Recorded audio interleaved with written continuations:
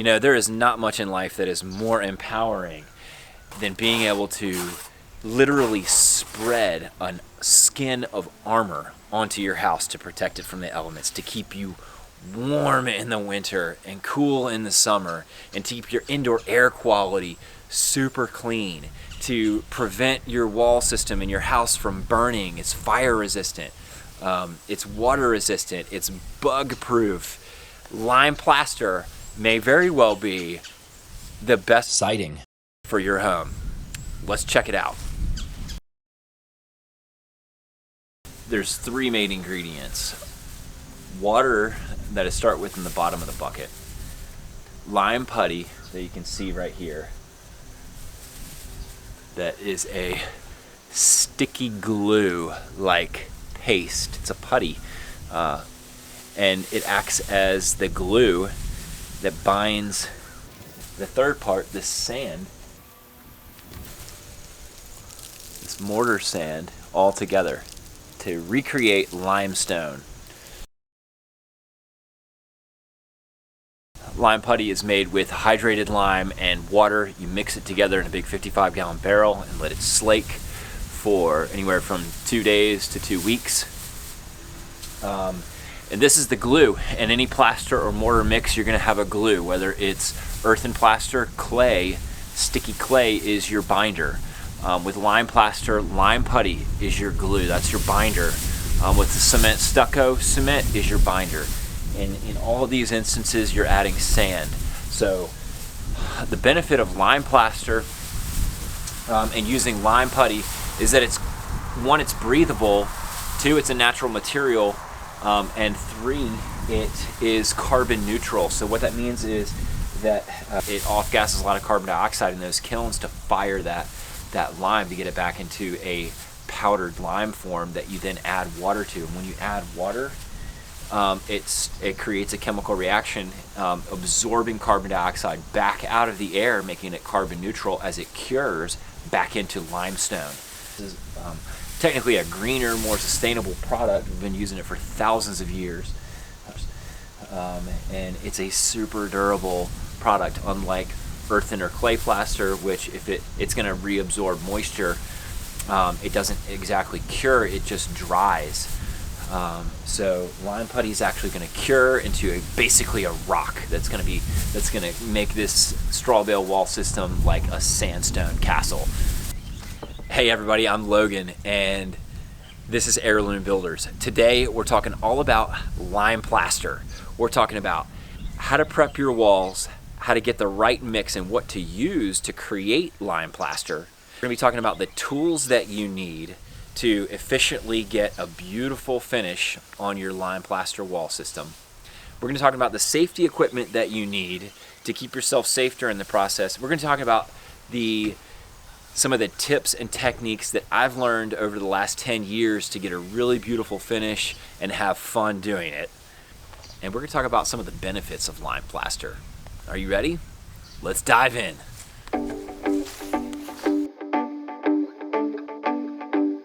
So today we're going to be talking about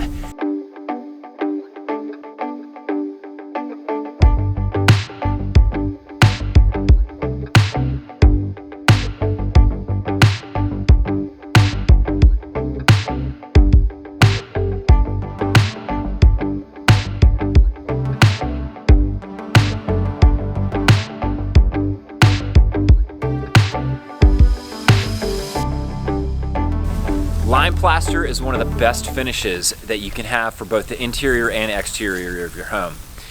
If you think about it, you know, we're putting 3 coats of lime plaster on the inside and outside of this house, and that ends up being about an inch thick of material. You know, when you contrast that to wood siding, you know, your wood siding is 3/4 on the thick end and probably a lot thinner if it's a beveled siding. And so you're just not going to be able to get that same amount of protection from wood as you are from lime plaster.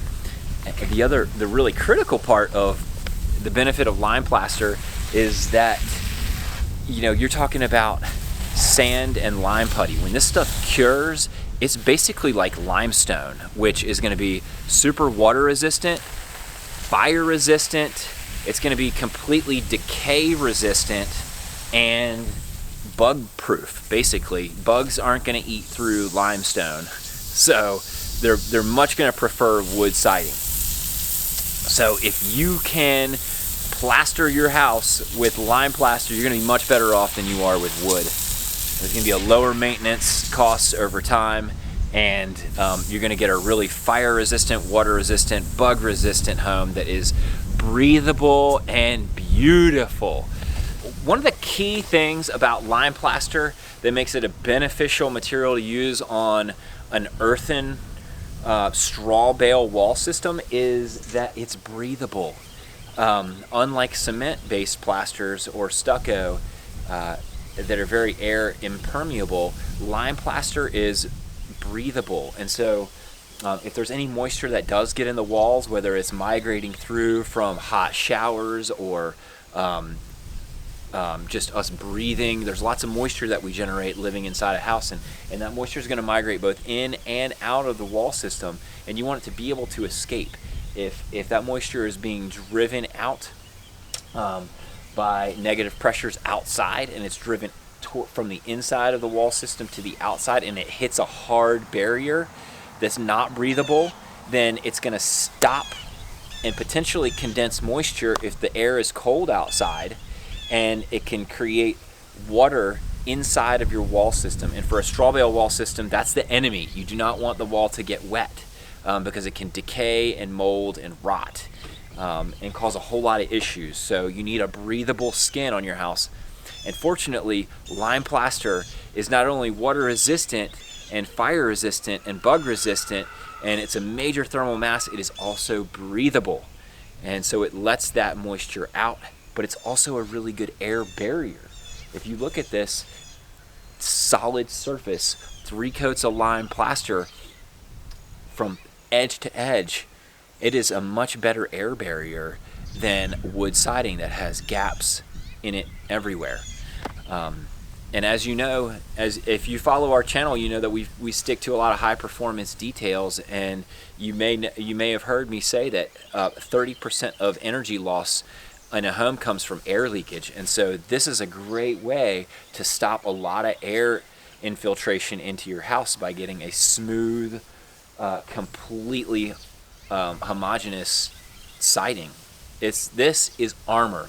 Lime plaster is amazing. So safety first, y'all. Some of the most important things to understand when you're plastering with lime plaster or cement-based plasters is that those materials are very, very basic in such a way that they're caustic to your skin. So you want to wear glasses to protect your eyes in case, as you're mixing or spreading plaster, if it splashes back in your eye, it can do some damage, and you want to be able to wash that out. So have clean water available, but try to prevent that in the first place by wearing glasses and a long sleeve shirt, pants, boots, a hat, and I've got some really nice rubber gloves that I like to wear that keep it off my hands. You want some thick, heavy duty gloves. Lime plaster, and when you're using metal trowels and stuff, it can totally destroy thin disposable gloves. So you want something really thick and heavy duty. You don't want to get this stuff in your eyes. So now, I will say that if you do end up getting plaster in your eyes or on your skin, you want to wash it off with water a lot. And if at the end of the day you've got a lot of dry skin from handling stuff while you're cleaning up or whatever, you can mix apple cider vinegar or just vinegar. Anything that's acidic is going to neutralize that very basic lime putty or cement plaster base. So those are a few tips for safety. Okay, so the best weather to plaster in is going to be an overcast, cool day without any wind. Today we've got a decent amount of wind, and so I'm going to have to make sure that I'm keeping the hose on the ready and wetting the walls down to make sure that the plaster doesn't dry out by this wind-driven drying potential. You want to really avoid super sunny days that are hot, because that plaster is going to dry too fast before it has time to really cure back into limestone. So the weather is something you want to really keep an eye on. And I'm going to show you the tools that we use to get a beautiful finish really efficiently. Let's do it. Hey Murray, can you show everybody the hose? Don't spray the camera, but show them the hose. One of the most important things that you can have on the ready when you're plastering is a hose. You're going to need that hose. Spray it somewhere those camera can see, maybe over here. You're going to need a hose. Don't spray me. Hey!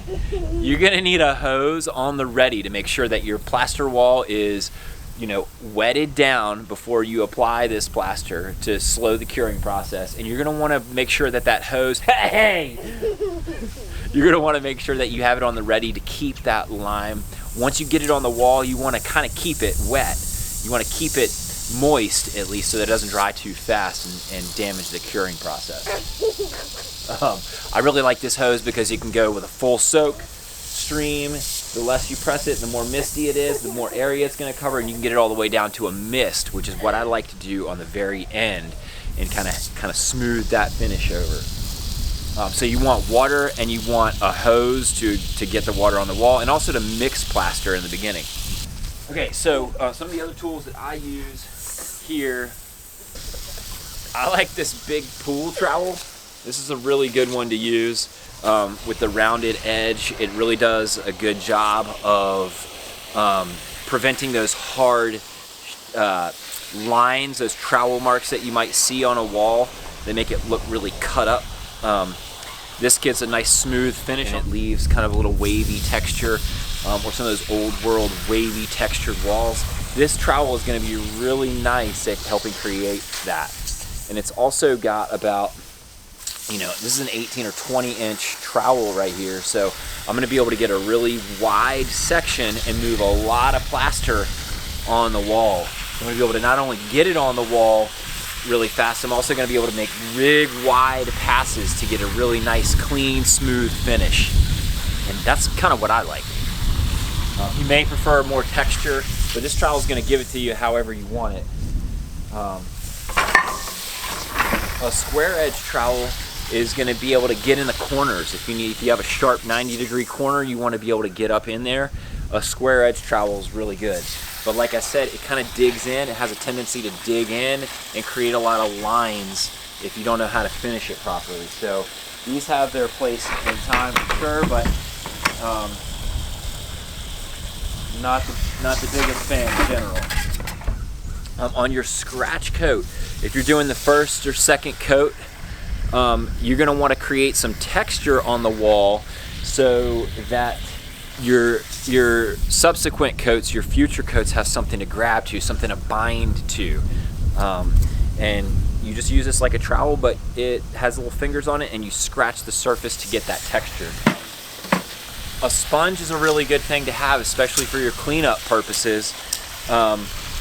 This is also potentially, you can use this to buff out the wall as that plaster, once it gets a little bit like leather hard, you can use this to smooth down the wall, wet it, smooth out some problem spots. Now this is a really cool trowel. This is a Japanese trowel. It's got a rounded edge, and it's also got a square edge, so you can use it for finishing, pretty much anywhere on the wall. The cool thing about this is that it's very flexible. Whereas some of those other steel trowels I just showed you are pretty stiff and rigid. They're going to help you get a lot of plaster on the wall. This is going to help you get a really nice finish because you can push really hard to bring that cream to the surface. That lime putty is going to come to the surface, and you can get a really nice smooth finish. It's also a little bit smaller. It's only about 12 inches versus a full 20 inches. So, you're working a little bit slower, you're working a little bit less plaster, but you're able, the harder you push, the less material you're having to push, so you can really work it in there and get the finish that you want. I like to stash all my tools in a 5-gallon bucket. Buckets are some of the most useful things you can have when you're plastering. I use buckets to store the lime plaster in, to move it around. 5-gallon buckets are ideal. This hawk, I call it. It's basically like an artist's palette for the Plaster Pro. I use this to mix plaster, to apply plaster, to push it up on the wall. It's basically the board that I use to hold plaster while I'm working it onto the wall. It's a really handy tool. It's called a hawk. One other really important tool to use for mixing plaster, if you're just doing small batches, this 1/2-inch drill with a tile or mortar paddle mixer is going to be your best friend. This thing right here, let me see, it's a 1/2-inch compact hole shooter. It's made by Milwaukee. It's a heavy duty drill. God, I can't even remember how many amps it is. But you definitely want a drill that has a lot of torque, because lime plaster is super thick and heavy and it will destroy a small drill. So not only do you want a heavy duty drill, you probably also want this other handle so you can get 2 hands on the drill as you're drilling. This paddle mixer has a lot of work to do, and this drill, this motor's got to be really powerful.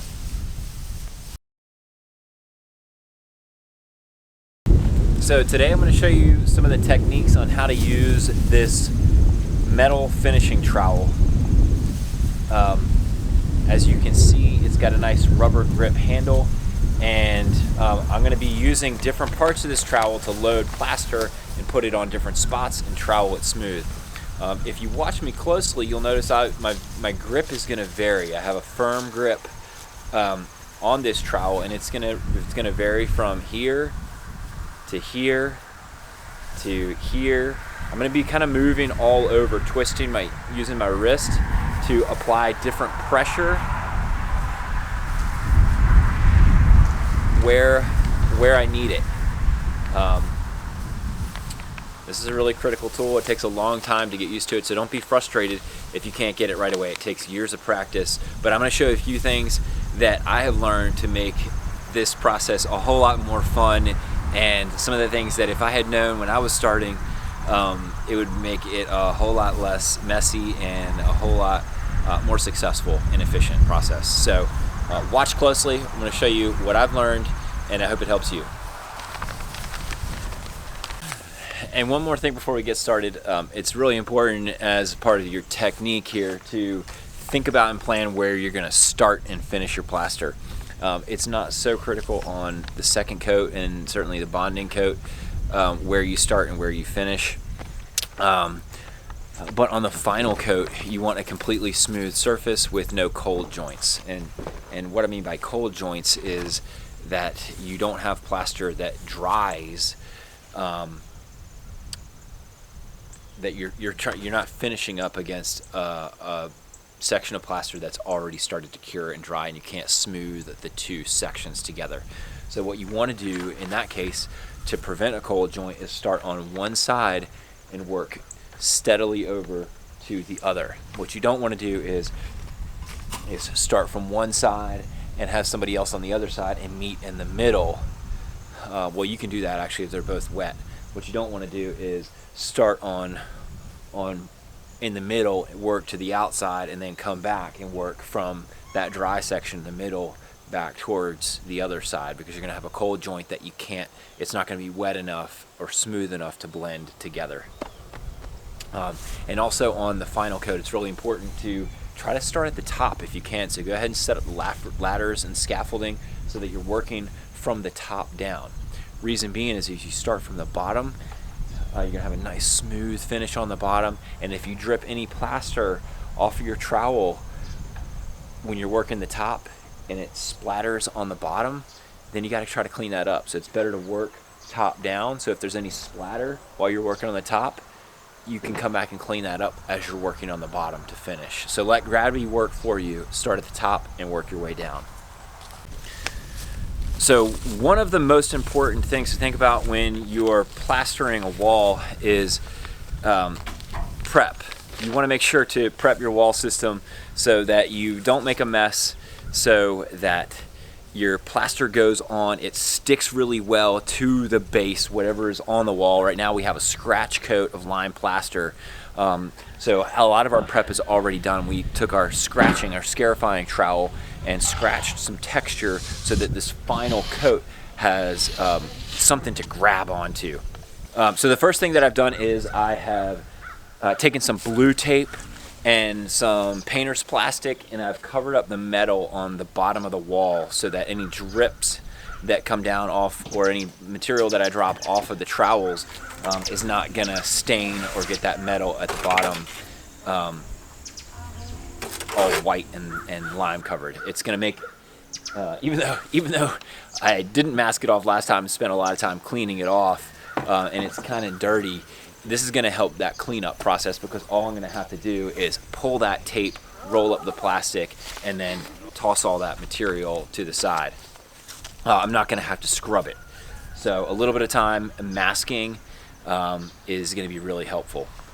If you are a beginner, you might want to mask off your windows and pretty much everything that you don't want to have to clean, because chances are you're going to be dropping a lot of material off that trowel, and you really don't want to have to clean plaster off of screens and wood especially. But right now, one of the most important things for me, especially since we have a little bit of wind and a lot of drying potential here today, I'm going to need to go ahead and grab a hose to wet this wall down so that it can go ahead and absorb some moisture and be a little bit wet, so that it doesn't pull moisture out of the plaster, damaging its capacity to cure on its own slowly. Let's do it. Another critical part of that is that our mixture is going to be lime putty, sand, and water. So it's a fairly wet mix, and it uses that water to cure, and it needs a lot of time to cure. It can't dry out really fast. And what we have right now on the wall is a fairly dry, cured second coat of lime plaster that's going to absorb a lot of water, and what we don't want is for that lime plaster that's on the wall right now to suck out the water faster than that water can be used to help the lime putty and sand bind and back into a lime render that's very much like limestone.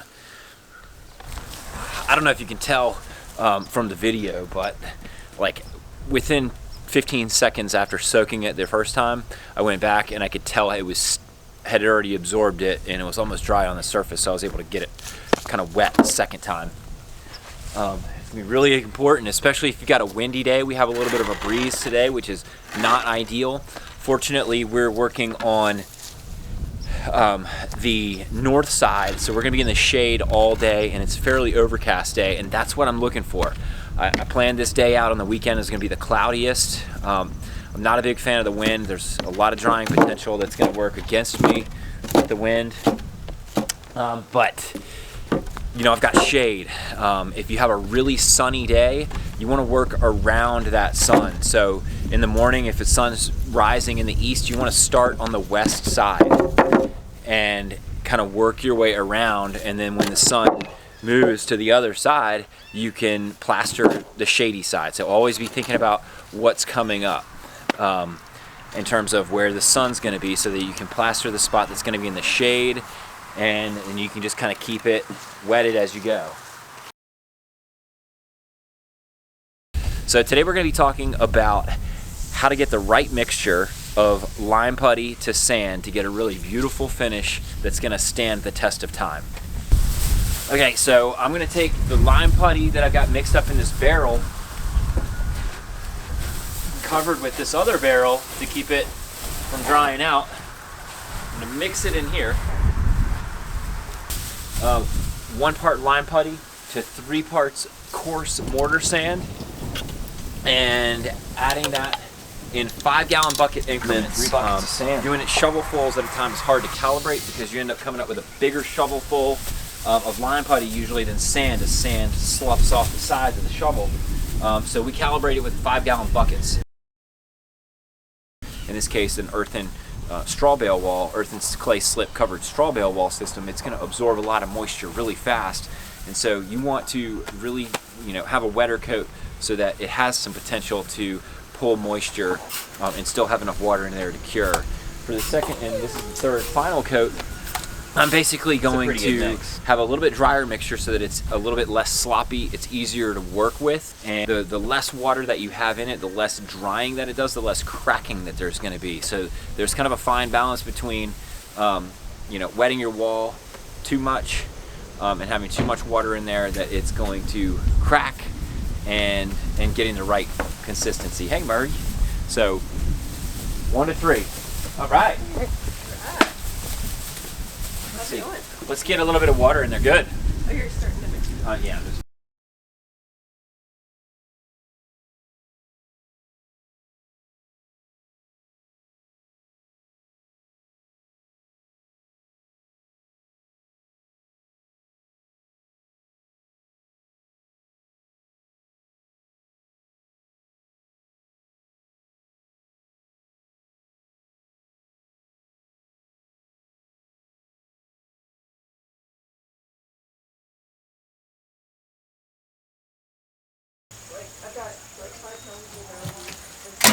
Wow, that feels good. I've got 3 coats of lime plaster on what used to be an earthen plaster straw bale wall system, and it just didn't hold up to the rain. But now I've got a super tight, watertight, we're talking watertight, fire resistant, bug resistant, decay resistant skin on this house that is going to protect it for so many years. And I just don't know that many things in life that feel better than that. Being able to hand apply it with a trowel is phenomenal. So I highly recommend it. Get out there and do it. Once you get going, you pick up on it pretty fast. And it's just such a rewarding sensation to be able to literally travel on a super thick armor on your walls. So if you got something from this video, smash the like button and subscribe to our channel if you're not already. And I hope to see you on the next one. Until then, peace out.